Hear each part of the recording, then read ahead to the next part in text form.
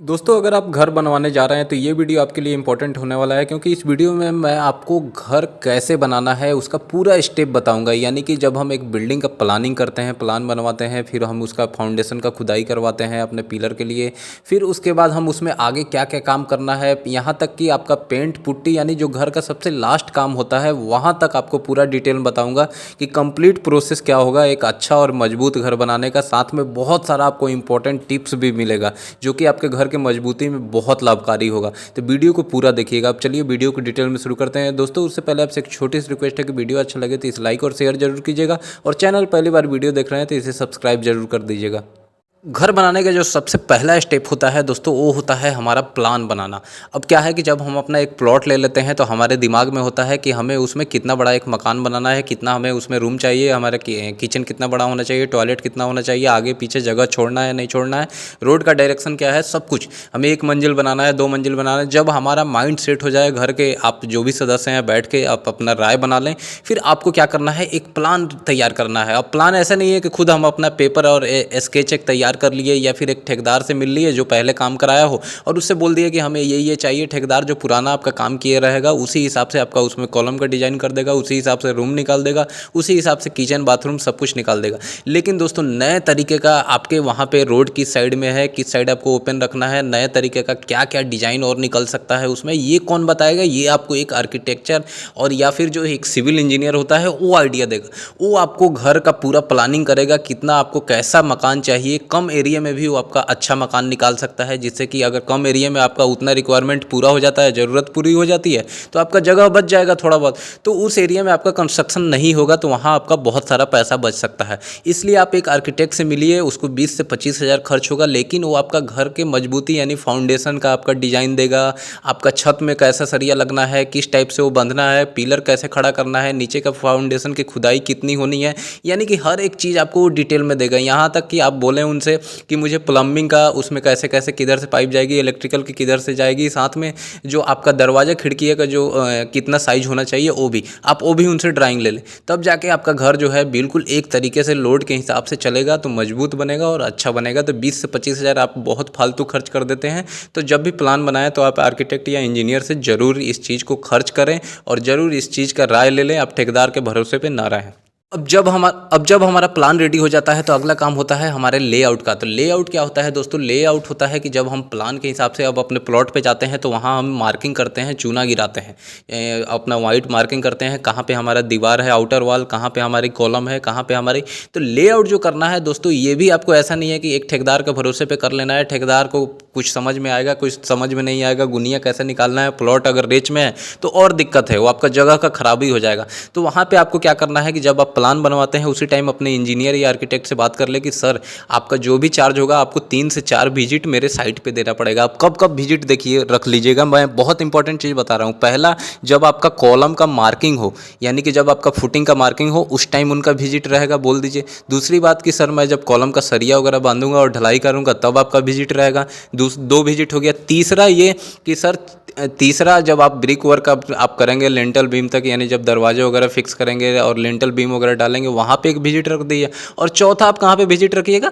जब लास्ट में जब जिस दिन आपका छत का सरिया बंध रहा हो और छत की ढलाई हो, तो 4 विजिट रखिए ज़्यादा से ज़्यादा आपका, और उसमें 5 से 8 हज़ार रुपये खर्च होने वाले हैं। उससे ज़्यादा खर्च नहीं होगा लेकिन घर आपका काफ़ी मजबूत बनेगा। तो आपको करना क्या है कि आपको लेआउट करानी है। लेआउट किससे? इंजीनियर से करानी है। और प्रॉपर लेआउट वो अपने नक्शे के हिसाब से उसमें मार्किंग दिए रहते हैं, उसमें सेंटर लाइन निकाला जाता है, कॉलम उसी मार्किंग पे अगर जाएगा तो कॉलम आपका आगे पीछे नहीं जाएगा। अब जैसे यहाँ आप वीडियो में देख रहे हैं कि ये बिल्कुल साइड में कॉलम चला गया है, जबकि होना क्या चाहिए था कि फुटिंग, आप देखिए कि फुटिंग का ढलाई जो है सब इधर है और कॉलम एक साइड चला गया है। तो ऐसे में क्या होता है कि कॉलम वहाँ से उसमें सेटलमेंट हो सकता है, कॉलम फेलियर हो सकता है। इसलिए आपका कॉलम जो है सेंटर में होना चाहिए था फुटिंग का। अब जो साइड का है, साइड का वो कॉलम चलिए सेंटर में होता है, लेकिन उसका कॉलम का जो डिज़ाइन, जो फुटिंग की डिज़ाइन होती है, इसेंट्रिक फुटिंग होती है, उसका डिज़ाइन अलग होता है। तो ये कौन बताएगा? ये आपको इंजीनियर बताएगा, आर्किटेक्ट बताएगा। इसलिए कभी भी लेआउट उनसे कराएं, डिज़ाइन उनसे कराएं, ये ज़रूरी के काम होते हैं, इसलिए मैं कह रहा हूँ।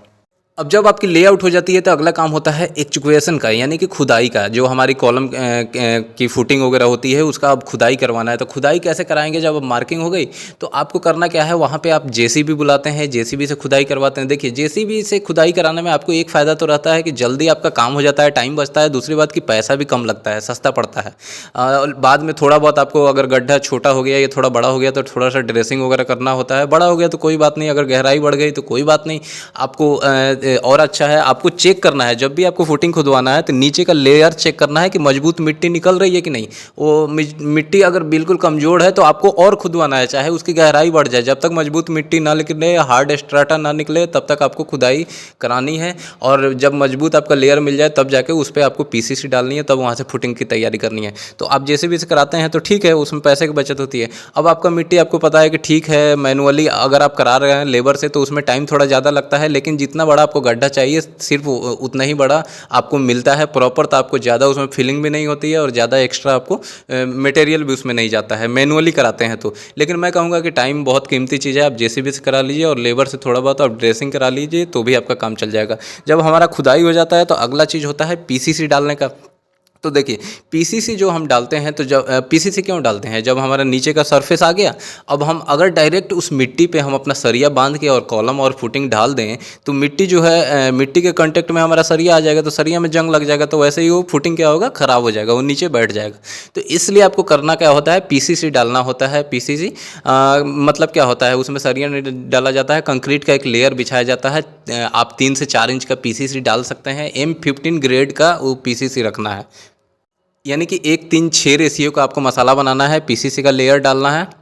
और दोस्तों एक इम्पॉर्टेंट बात और आपको याद रखना है कि जब आपका गड्ढा खुद जाए तो सबसे पहले आपको एटीटी उसमें करवानी है, यानी एंटी टर्माइट जो ट्रीटमेंट होता है, जो छिड़काव होता है वो आपको करवानी है। और आप ऐसा नहीं है कि एंटी टर्माइट जो ट्रीटमेंट होता है सिर्फ आप नीचे नीचे के सरफेस पे आप छिड़काव करा दें। आप देख रहे हैं साइड साइड के भी सरफेस पे पूरा छिड़काव करना है, ताकि कहीं से भी उसमें कीड़े मकोड़े नहीं है। कीड़े मकोड़े बाद में रह जाते हैं, वो क्या करते हैं, धीरे धीरे नीचे की मिट्टी को खाते जाते हैं, जिससे आपका सेटलमेंट हो सकता है, फुटिंग वहाँ से बैठ सकती है। तो इसलिए एटीटी करना बहुत ज़रूरी है। एटीटी आपको जब हमारा मिट्टी ऊपर से जब डल जाता है तो उसके ऊपर भी आपको करानी है, यानी फर्श के नीचे, और सबसे नीचे भी आपको करानी है ग्राउंड लेवल पे अपने।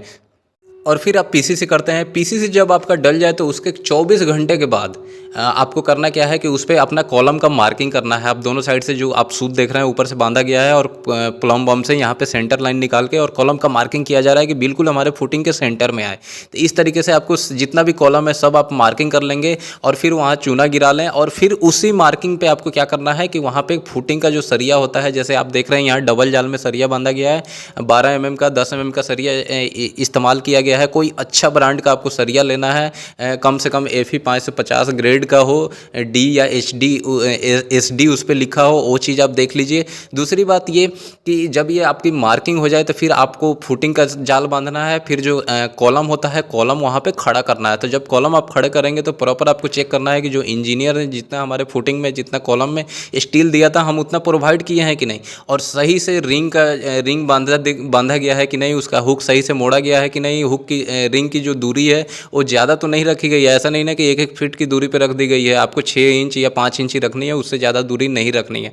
ये चीज़ आपको ध्यान रखना है। और कवर जो फुटिंग होती है, फुटिंग के जाल के नीचे प्रॉपर आपको कवर ब्लॉक लगानी है। और उसके बाद आपको क्या करनी है कि प्रॉपर फुटिंग के साइड साइड में आपको शटरिंग होती है हमारे MS फ्रेम की, या जो हमारे प्लैंक्स वगैरह होते हैं या प्लाईवुड होती है, उसकी हमें शटरिंग लगानी है, मजबूत शटरिंग, ताकि हम उसमें वाइब्रेटर वगैरह चलाएँ तो वहाँ से वो हटे नहीं। बहुत लोग क्या करते हैं, वहाँ ईंट की शटरिंग लगा के उसकी ढलाई कर देते हैं, ईंट भी दब जाती है और ईंट आपके मसाले का पानी भी ऑब्जर्व कर लेता है, तो हमारी वैसे भी फुटिंग कमज़ोर हो जाती है।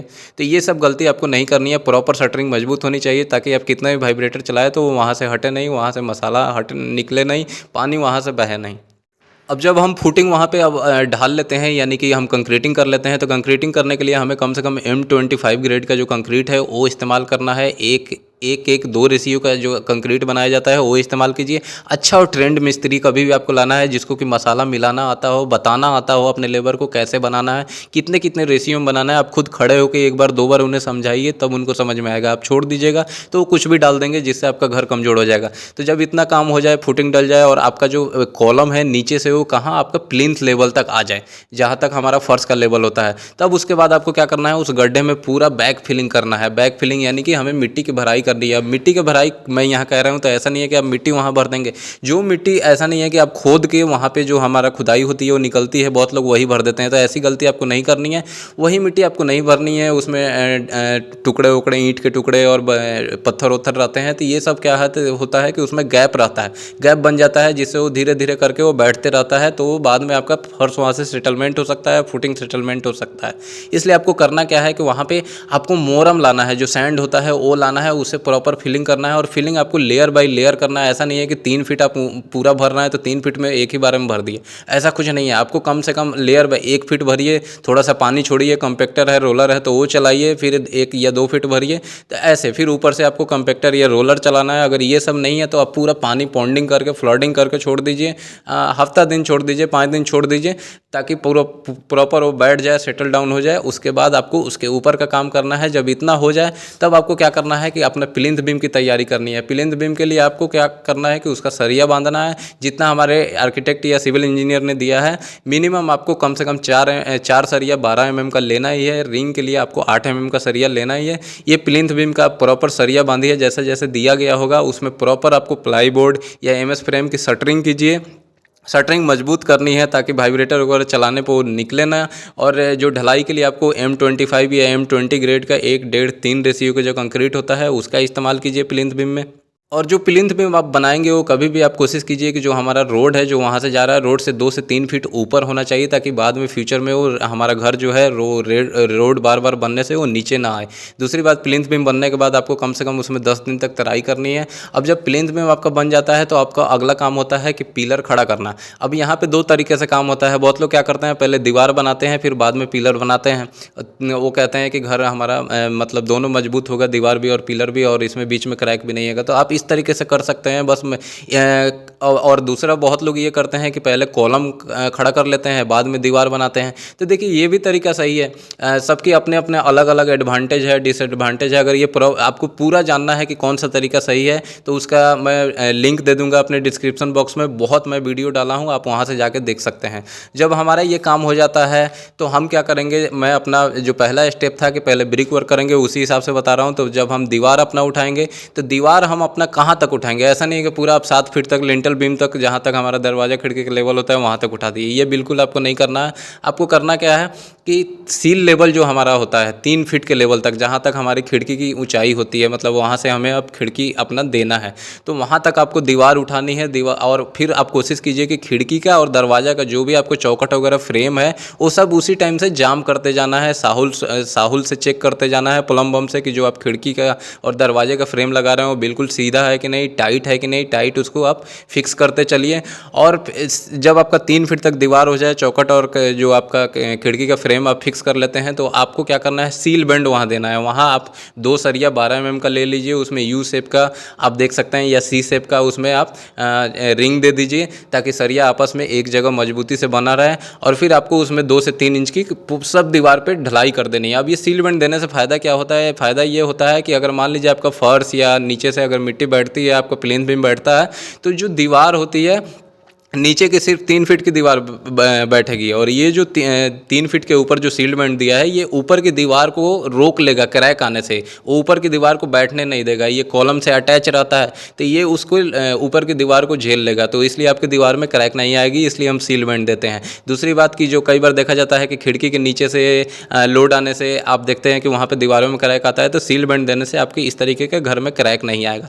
तो जब हमारा सील बेंड तक हो जाए तो उसके बाद आपको क्या करना है, फिर से दीवार उठानी है। दीवार कहाँ तक उठानी है? 7 फीट तक, यानी जहाँ तक हमारा लिंटल बीम का हाइट होता है वहाँ तक आपको पूरी दीवार उठाने के बाद आपको सब दीवार पे जितनी है सभी दीवार पे आपको लिंटल बीम सरिया बांधना है। कम से कम 4 स्टील 12 mm का उसमें देना है और 8 mm का उसमें स्टीरअप यानी रिंग इस्तेमाल करना है और रिंग से रिंग की दूरी आपको 4 से 5 इंच की रखनी है। जब आप पूरा लिंटल बीम कर लेंगे तो फिर आप उसको ढलाई कीजिए। ढलाई के लिए आप M20 ग्रेड यानी 1:3 रेशियो का जो मसाला होता है उससे आपको उसको डालना है। प्रॉपर शटरिंग करना है। शटरिंग में गैप नहीं होना चाहिए ताकि हम जब वाइब्रेटर वगैरह चलाए तो ऐसा ना कि पूरा मसाला बाहर निकल जाए। तो ये गलती आपको नहीं करनी है। अगर आप पूरे दीवार पे लिंटल बीम नहीं दे रहे हैं तो आपको करना क्या है कि सिर्फ दरवाज़ा और खिड़की जो है उसके ऊपर आप दे सकते हैं ताकि जो डायरेक्ट लोड होता है हमारे चौखट पे ना आए। अगर डायरेक्ट लोड ऊपर से हमारे चौखट पे आता है तो वहाँ दीवार में क्रैक आ जाता है। वहीं आप लिंटल बीम दिए रहेंगे तो दीवारों में क्रैक नहीं आएगा। जब इतना काम हो जाता है तो फिर हमारा लिंटल बीम देने के बाद फिर हम जितना हमारा हिस्सा होता है ऊपर छत तक, जैसे कि हम लिंटल बीम 7 फीट पे दिए हैं और वहाँ 5 से 6 इंच का हम लिंटल बीम डाल दिए तो 7.5 हो गया, तो 2.5 फीट और यानी 10 फीट हाइट तक आपको दीवार उठानी है। तो आप 10 फीट हाइट तक उठा लीजिए। फिर उसके ऊपर आपको 1 फीट और आपको छत और बीम का मिल जाता है, 1 से 1.5 फीट। तो वहाँ पे फिर अब आपको वहाँ तक दीवार उठाने के बाद अब आपको शटरिंग का काम करना है। शटरिंग में आपको क्या करना है कि वहाँ बीम की शटरिंग करनी है पहले, फिर उसके बाद छत की शटरिंग करनी है। और जो शटरिंग आपको करनी है वो बिल्कुल नई प्लाई बोर्ड होनी चाहिए। नई MS फ्रेम जो आप लगाते हैं, जो MS का शटरिंग होता है वो करते हैं, अच्छे क्वालिटी में होना चाहिए। प्लाई बोर्ड वगैरह कहीं से टूटे फूटे ना हो, MS प्लेट में कहीं छेद वगैरह ना हो, ना तो वहाँ से मसाला गिरने का डर रहता है, या प्लाई बोर्ड में कहीं गैपिंग आप ज़्यादा ना रखें। वो देखते रहें, चेक करते रहें। मजबूत बल्ली प्रॉप्स लगे होने चाहिए। ऐसा नहीं कि जॉइंट कर करके आप प्रॉप्स लगा रहे हैं, अब लोग बाग चल रहे हैं तो वहाँ से झुक जाए, छत में अंडुलेशन आ सकती है, आपका छत फेलियर हो सकता है।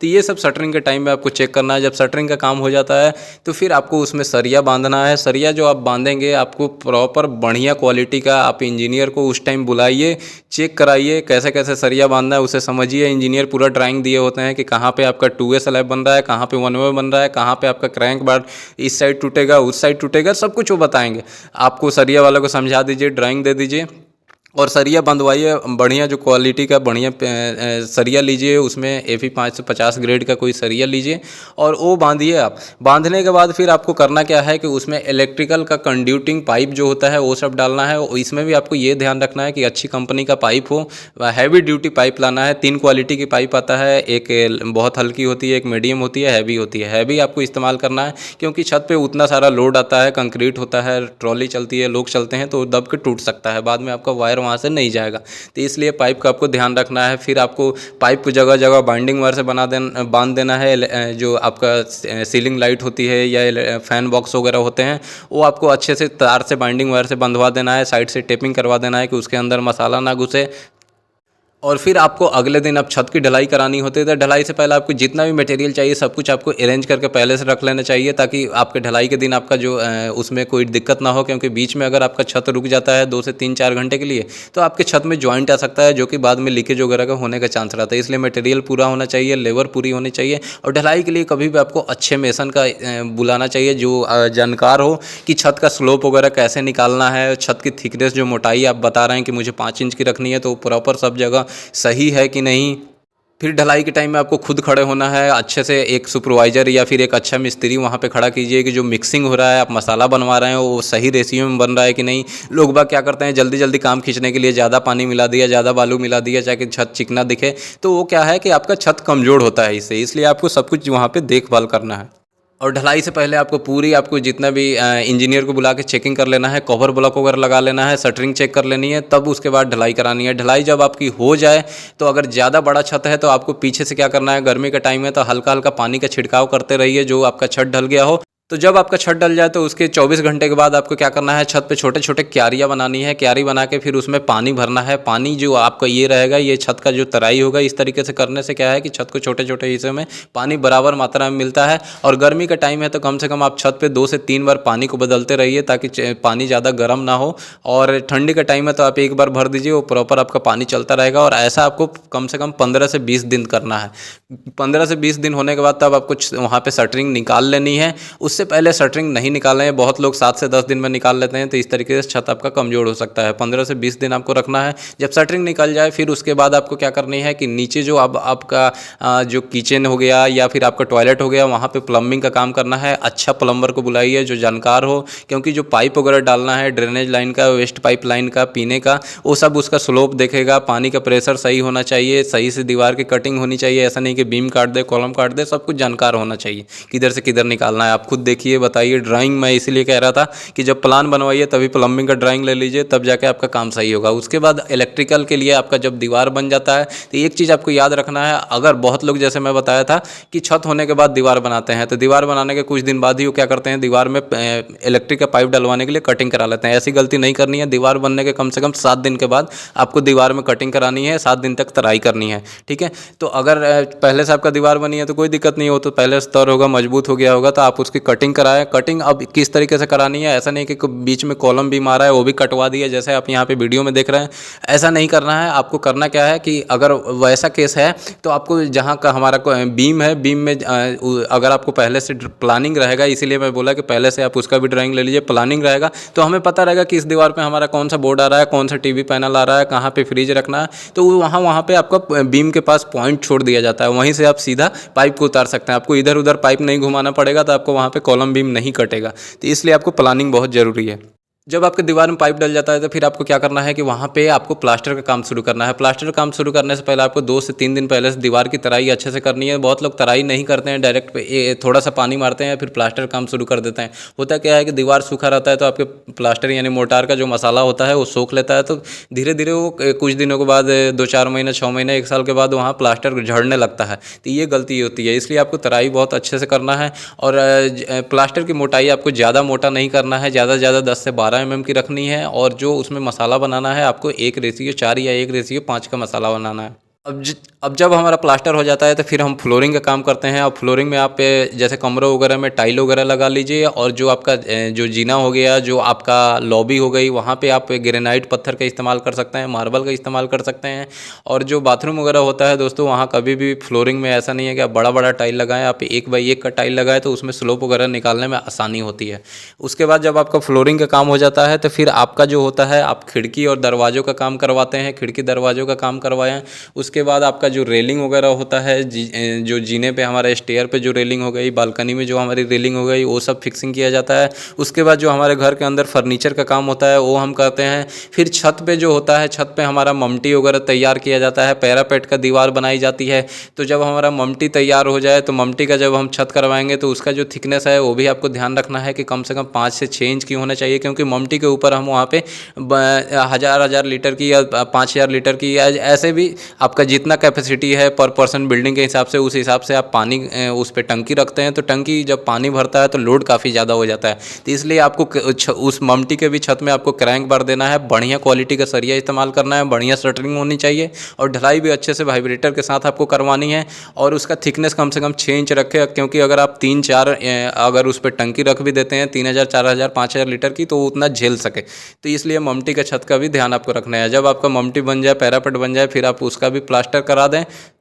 अब जब आपका ये रेडी हो जाता है, फिर आपका लास्ट का काम आता है कि छत पे वाटर प्रूफिंग करना। अब छत पे वाटर प्रूफिंग बहुत ज़रूरी है, क्योंकि अगर आप वाटर प्रूफिंग नहीं करते हैं तो वो होता क्या है कि वहाँ पे पानी जो है लीकेज होने का डर रहता है। तो सबसे पहले कि आपको क्या करना है कि छत का वाटर प्रूफिंग से पहले आपको छत का ढलान का ध्यान रखना है कि हमारा छत का ढलान सही है कि नहीं। अगर ढलान सही नहीं है तो फिर आपको उस पर थोड़ी बहुत जो छोटी वाली रोड़ी आती है, 10 mm की जीरा रोड़ी जिसे हम बोलते हैं, वो बिछवाइए और उसको छत के पूरे छत पर 2 इंच तक का उस पर ढलाई करवा के और उससे ढलान निकलवा लीजिए। तो छत भी आपकी मजबूत हो जाएगी, अच्छी लेयर भी चढ़ जाएगी और आपका वाटर प्रूफिंग भी हो जाएगा। फिर उसके ऊपर से आप वाटर प्रूफिंग करवा दीजिए।